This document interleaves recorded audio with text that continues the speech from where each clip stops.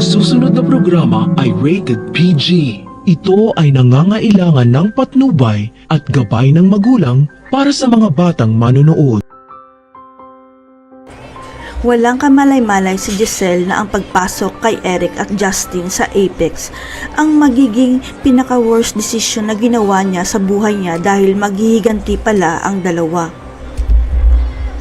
Lumabas rin ang tunay na kulay ni Eric at Justin sapagkat may dahilan pala kaya bigla silang umuwi ng Pilipinas at yun ay para pabagsakin ang negosyo ng pamilya Tanyag.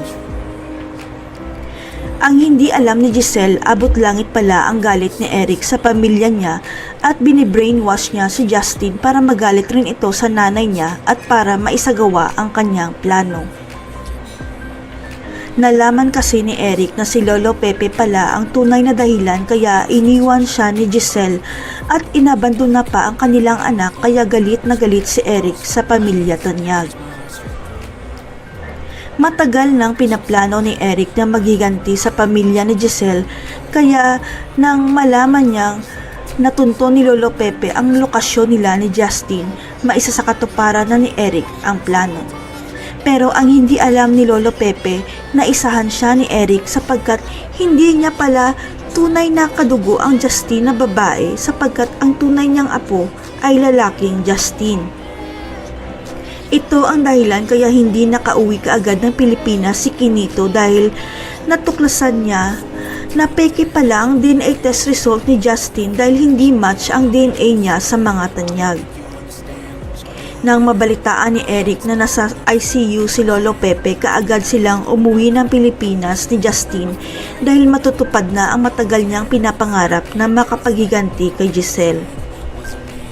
Abot langit ang kasiyahan ni Eric dahil hawak niya sa lieg si Giselle dahil desperado ito na makasama si Justin na akala niyang anak niya pero ang totoo impostor lang pala. Ang hindi alam ni Eric at Justin, maraming mata at tenga sa loob ng Apex at may nakarinig ng usapan nilang dalawa na gusto pala nilang pabagsakin ang ospital ng pamilya Tanyag. Magsusumbong ang taong nakarinig ng usapan ni Eric at Justin kay Giselle at dito na magsisimula si Giselle na mag-imbestiga tungkol sa tunay na katauhan ni Eric at Justin. Hanggang sa tumawag si Quinito at si Giselle na mismo ang nakausap niya at sinabi ni Quinito na peke ang DNA test nila ni Justin dahil lalaki pala ang tunay nilang anak ni Eric. Biglang gumuho ang mundo ni Giselle dahil natutunan na rin niyang mahalin si Justin kahit hindi pala sila magkadugo kaya si Giselle na mismo ang magpapalayas sa dalawa. Sa pagbabalik ni Quinito sa Pilipinas, ipapakita nito kay Giselle ang totoong birth record ng anak niyang lalaki at hindi magtatagal magtatagpo na ang tunay na mag-ina. Makokonsensya kaya si Justin at aaminin ang masamang plano ni Eric kay Giselle? Babalik na kaya si Annalyn sa Apex dahil siya na lang ang solong tagapagmana nito? Abangan.